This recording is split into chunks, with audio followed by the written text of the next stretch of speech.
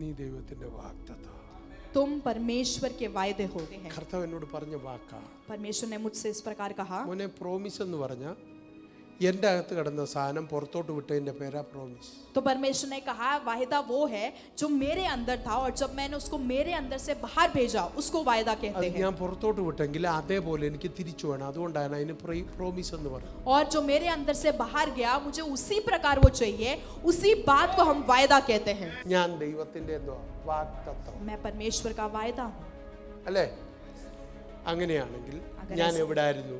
तो मैं कहाँ था? ക്രിസ്തുവിലായിരുന്നു. तो मैं मसीह में था. എങ്ങോട്ട് വിട്ടു? और मुझे कहाँ भेजा ഈ गया? ലോകത്തോട്ട് വിട്ടു. इस संसार पे भेजा गया. എങ്ങോട്ട് പോ? अभी मैं किधर जाऊंगा? ഇതിലോട്ട് പോ. मैं उस परमेश्वर में जाऊंगा. അവന്റെ രാജ്യത്തിലോട്ട് പോ. उस परमेश्वर के राज्य में वापस ഇതിന്റെ जाऊंगा. പേരാ പ്രോമിസ്. इसी का नाम है वायदा. आमेन. आमेन. അവനിൽ നിന്ന് വിട്ടിട്ട് मुझे उसमें से उस परमेश्वर से भेजा गया. തിരിച്ചെത്തുന്നതിന്റെ പേരാണ് പ്രോമിസ്. मुझे उस परमेश्वर से बाहर भेजा गया और अभी मैं वापस उस परमेश्वर के अंदर जाऊंगा. അതൊരു उसी को ബ്ലെസ്സിംഗ് वायदा. ആണെങ്കിലും वो चाहे वो आशीष അതൊരു क्यों ना हो, ഗുഡ്നസ് ആണെങ്കിലും चाहे वो भलाई क्यों ना അത് हो, അവനിൽ നിന്ന് വരും. वो परमेश्वर से आती है അവനിലെത്തും. और उस परमेश्वर पे नी जा आरा। पहुंचेगी. तुम कौन हो? അവനാ. तो तुम परमेश्वर. നിന്നിലൂടെ എവിടെ എത്തും അത്? तो तुम्हारे में से कहां पे जाएगा? തിരിച്ചെത്തും. तुम्हारे में से उस परमेश्वर में ഇതിന്റെ वापस പേരാ जाएगा. പ്രോമിസ്. उसी का नाम है वायदा. आमेन. ദൈവം തരാത്തത് എന്തെങ്കിലും ഉണ്ടോ നമുക്ക്? क्या हमारे पास कुछ ऐसा है जो परमेश्वर ने नहीं दिया है? ഉണ്ടോ? नहीं. ഇല്ല. ദൈവം തന്നതെല്ലാം വാഗ്ദത്തങ്ങളാണ്. जो भी परमेश्वर ने दिया है वो सब वायदा है. ആമേൻ.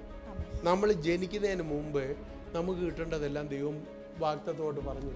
और परमेश्वर हमारे जन्म से भी पहले परमेश्वर ने जो भी हमको देना चाहिए था वो सब दिया. वो हमारे लिए वायदा करके परमेश्वर ने दिया. ഇനി അബ്രഹാമിനോട് പറഞ്ഞു നിനക്ക് വാഗ്ദത്ത സന്തതി എന്ന് പറഞ്ഞു. परमेश्वर ने अब्राहम से कहा कि तुम्हारे वायदे का संतान होगा. പറഞ്ഞില്ലേ? बोला. ആ പറഞ്ഞ സന്തതി ആരാ? तो वो संतान वो कौन है? ഇസഹാക്ക് രക്തത്തിൽ ജനിച്ച സന്തതി.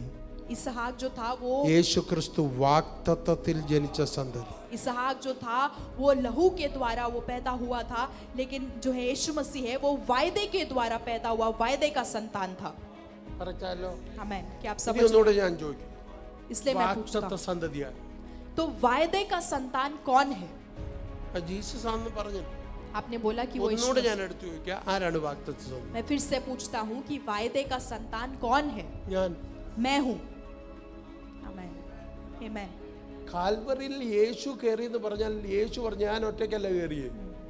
तो यीशु ने कहा कालवरी पे जब मैं चढ़ा मैं अकेले नहीं चढ़ा. ഞാൻ ഒറ്റയ്ക്കല്ല കയറിയത്. मैं अकेले नहीं वो നീ कालवरी पे चढ़ा. ഉണ്ടായിരുന്നു എൻ്റെ കൂടെ അവിടെ. तुम भी थे मेरे साथ.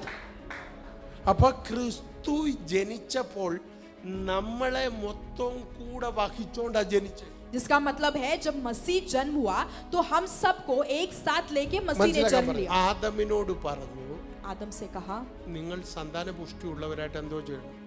तुम जो हो वो फलवंत हो. നിങ്ങൾ സന്താന പുഷ്ടിയുള്ളവരായി പെരുകി ഭൂമിയിൽ നിറഞ്ഞ് അതിനെ അടക്കി വാഴണം. और परमेश्वर ने उनको आशीष दी फूलो फलो और पृथ्वी में भर जाओ और उसको अपने वश में कर लो. ആദാമിന് എത്ര മക്കളുണ്ടായിരുന്നു? आदम के कितने बच्चे थे? ഒന്ന് കയീൻ, पहला कैन, രണ്ട് हाबेल, ഹാബേൽ, മൂന്നാമത്തെ ആളുടെ പേര് ശേത്ത്. പിന്നുള്ളവരുടെ നമുക്കറിയത്തില്ല. കുറച്ച് ഒരു 10 പേരെ അങ്ങ് വിചാരിച്ചു, അല്ലെ 12 പേരെ വിചാരിച്ചു. आप सोचो कि आदम के 12 बच्चे थे. ഈ 12 പേരും കൂടെ ഭൂമി നിറയാനാന്ന് പറഞ്ഞു. और क्या इन 12 लोगों को बोला कि तुम जो है पूरे पृथ्वी में फूलो फलो? അല്ല. नहीं. പിന്നെ കർത്താവ് എന്തോ ഉദ്ദേശിച്ചു? परमेश्वर का उद्देश्य क्या था? ആദം ഭൂമി നിറയണമെന്ന് പറഞ്ഞപ്പോ ആദമിൽ അപ്പൊ ആരൊക്കെ ഉണ്ട്? अगर आदम को परमेश्वर ने कहा कि तुम पृथ्वी पे भरो तो इसका मतलब क्या है? आदम के अंदर कौन कौन था? ഞാനും ഉണ്ട്. मैं भी था आदम के अंदर. ഇല്ലാതെ എങ്ങനെ ഈ ഭൂമി നിറയാൻ പറ്റും? अगर ऐसा नहीं है तो ये पृथ्वी कैसे भरेगा? ആദമിൽ ഞാൻ ഇല്ലെങ്കിൽ ഡോംബിൽ എനിക്ക് കാല് കുത്താൻ പറ്റത്തില്ല. अगर मैं आदम में नहीं होता तो इस डोंबिवली में मैं कदम नहीं रख पाता. കാരണം ഭൂമിയിൽ നിറയണമെന്ന് പറഞ്ഞാൽ ഭൂമി ആർക്ക് എഴുതി കൊടുത്തു? अगर पृथ्वी में भरना है इसका मतलब क्या है? ये पृथ्वी किसको दिया गया था? ആദമിന് ഹവ്വയ്ക്കും എഴുതി കൊടുത്തു. परमेश्वर ने ये पृथ्वी जो है आदम और हव्वा को दिया था. ഭൂമിയിൽ നിറയാൻ പറഞ്ഞത് മനുഷ്യരോടല്ല, പറഞ്ഞ ആദമിനോടാണ്. पृथ्वी पे भरने के लिए परमेश्वर ने लोगों को नहीं आदम को कहा। ആദമിന്റെ കുടുംബത്തിന് എന്തോ എടുത്തു കൊടുത്തു? जिसका ഭൂമി मतलब കൊടുത്തു इसका मतलब है आदम के परिवार को क्या दिया? ये पृथ्वी दिया। അല്ലേ? यस। അപ്പൊ ഒരപ്പൻ മക്കൾക്ക് കൊടുക്കുന്ന ഇൻഹെറിറ്റൻസ് പോലെ സ്വർഗത്തിലെ അപ്പൻ മകനായ ആദമിന് ഭൂമി എടുത്തം കൊടുത്തു. जिसका मतलब है जिस प्रकार एक पिता अपने बच्चों को विरासत देता है, उसी प्रकार स्वर्गीय पिता ने आदम जो उनका बच्चा था उसको ये पृथ्वी जो है विरासत के तौर पे दिया। അപ്പൊ ഞാൻ ആദമിലില്ലെങ്കിൽ, अगर मैं आदम में नहीं होता, ആദം എന്ന് പറയുന്ന കുടുംബത്തിനകത്ത് ഞാനില്ലെങ്കിൽ, अगर आदम नामक उस परिवार में अगर मैं नहीं होता, ഞാൻ ചൊവ്വായി പോയി ജനിക്കേണ്ടി വന്നേനെ. तो जिसका मतलब है मेरा जन्म कोई और ग्रह में होना था। കാരണം എന്റേതല്ല ഭൂമി. इसका मतलब ये होता कि ये पृथ्वी मेरी नहीं होती। ഇവിടെ നമ്മുടെ അപ്പന് എഴുതി കൊടുത്ത ടെറിട്ടറിക്കകത്ത് ഡോംബൊലി ഉണ്ട്, അതുകൊണ്ടാണ് ഞാൻ അവിടെ ജനിച്ചേ. मेरे पिता को लिख के दिया गया जो क्षेत्र के अंदर डोंबिवली था, इसके लिए मेरा जन्म डोंबिवली में हुआ। അപ്പൊ അതിന്റെ അർത്ഥം जिसका मतलब ये എന്റെ അപ്പന് കൊടുത്ത വാഗ്ദത്ത ദേശത്തിന്റെ പേരാ ഡോംബൊലി. इसका मतलब है मेरे पिता को लिख के दिया गया वायदे का जो क्षेत्र है, शहर है, उसका नाम है डोंबिवली। എന്റെ അപ്പന് കൊടുത്ത വാഗ്ദത്ത ദേശത്തിന്റെ പേരാ മഹാരാഷ്ട്ര സ്റ്റേറ്റ്. मेरे पिता को लिख के दिया गया वायदे का वो शहर है, वो जो राज्य है, उसका नाम है महाराष्ट्र। എന്റെ അപ്പന് കൊടുത്ത വാഗ്ദത്ത ദേശത്തിന്റെ പേരാ ദ കൺട്രി इंडिया. मेरे पिता को लिख के दिया गया वो वायदे का राज्य है, ये भारत राज्य। ഓ, എന്റെ അപ്പന് കൊടുത്ത വാഗ്ദത്ത ദേശത്തിന്റെ പേരാ ഏഷ്യ കോണ്ടിനെന്റ്. आमेन।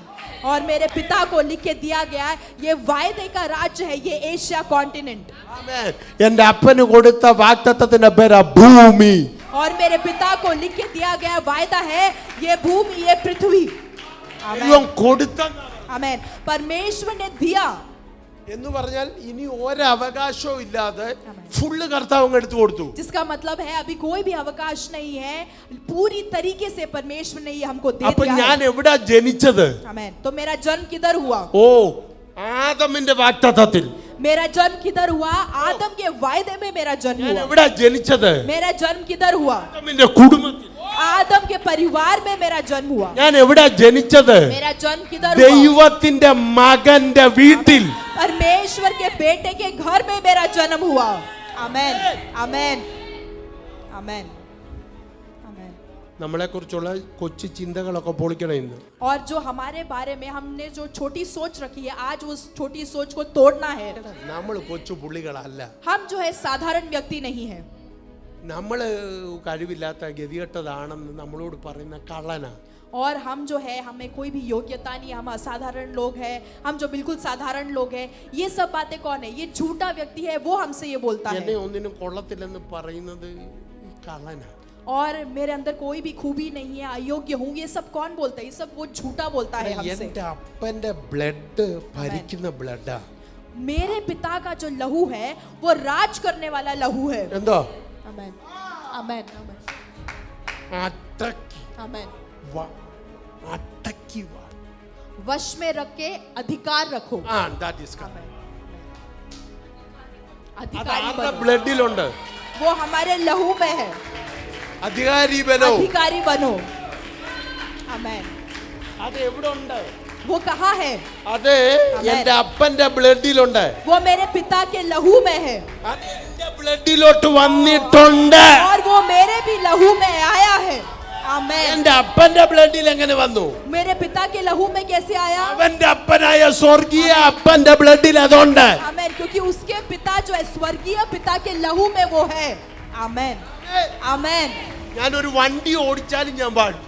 और अगर मैं गाड़ी चलाऊंगा तब भी मैं अधिकारी हूँ। ഞാനൊരു സെക്യൂരിറ്റി ഗാർഡായിട്ട് നിന്നാലും വാഴും. अगर मैं सिक्योरिटी गार्ड हूँ तो भी मैं अधिकारी हूँ। എന്റെ മുകളിൽ 100 കണക്കിന് അധികാരികൾ ഉണ്ടെങ്കിലും Amen. ഞാൻ വാണിരിക്കും. मेरे ऊपर 100 अधिकारी क्यों ना हो, मैं तब भी अधिकारी हूँ, मैं तभी वश में करूंगा। എനിക്ക് എത്ര വിദ്യാഭ്യാസം ഇല്ലെങ്കിലും ഞാൻ വാഴും. मैं मैं चाहे इतना पढ़ा लिखा ना हूँ तब भी मैं अधिकारी बनूंगा। ഞാൻ ബിസിനസ്സിൽ ഇറങ്ങിയിട്ടുണ്ടെങ്കിൽ അവിടെ വാണിരിക്കും. अगर मैं बिजनेस में उतरा हो तो मैं वहां पे भी वश में ഞാൻ करूंगा, ഒരു अधिकारी ഓഫീസിൽ ലോക്കൽ ജോലിക്ക് കയറിയിട്ടുണ്ടെങ്കിൽ ഞാൻ വാഴും. बनूंगा। अगर मैं एक नौकरी में प्रवेश किया हूँ मैं वहां पे भी अधिकारी ഞാൻ बनूंगा। ഹോസ്പിറ്റലിൽ നേഴ്സ് ആണെങ്കിലും അവിടെ ഞാൻ വാഴും. अगर मैं हॉस्पिटल में नर्स हूँ तो भी मैं अधिकारी കാരണം बनूंगी, എന്റെ ബ്ലഡ് അതാ, क्योंकि मेरा लहू वैसा है, വാക്തത്വം അതാ. क्योंकि मेरा वायदा वैसा है। പറഞ്ഞത് വാക്കു മാറാത്തവൻ. और जिसने बोला है वो अपने शब्दों को कभी बदलता नहीं।